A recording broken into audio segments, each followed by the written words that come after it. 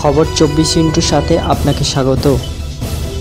নতুন নতুন খবর জানার জন্য আমাদের চ্যানেলে চোখ রাখুন।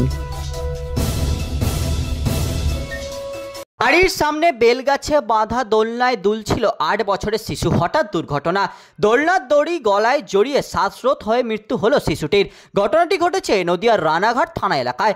ঘটনায় শোকস্তব্ধ এলাকাবাসী, কান্নায় ভেঙে পড়েছে শিশুর পরিবার। স্থানীয় সূত্রের খবর, মৃত বালকের নাম দেবজ্যোতি পাল। পুলিশ সূত্রে জানা গেছে রানাঘাট 2 নম্বর ব্লকের শ্যামনগর গ্রাম পঞ্চায়েত এলাকার সবুজপল্লীর বাসিন্দা বিশ্বজিৎ পালের একমাত্র সন্তান দেবজ্যোতি। সোমবার বিকেলে বাড়ির সামনে খেলা করছিল শিশুটি, তখনই ঘটে দুর্ঘটনা। গলায় দোলনার দড়ি পেঁচানো অবস্থায় শিশুটিকে উদ্ধার করেন পরিবারের লোকজন। তখন সংজ্ঞাহীন ছিল শিশুটি। ওই অবস্থায় তাকে রানাঘাট মহকুমা হাসপাতালে নিয়ে যাওয়া হয়, কিন্তু মঙ্গলবার শিশুটিকে মৃত বলে ঘোষণা করেন চিকিৎসকরা। বিশ্বজিতের একটি মুদির দোকান রয়েছে। ঘটনার সময় দোকানে ছিলেন তিনি। সন্তানের মৃত্যুতে হতবাক যুবক বলেন, কি থেকে কি হয়ে গেল বুঝতেই পারলাম না, আমরা কি নিয়ে বাঁচবো। কান্নায় ভেঙে পড়েছেন শিশুটির মাও।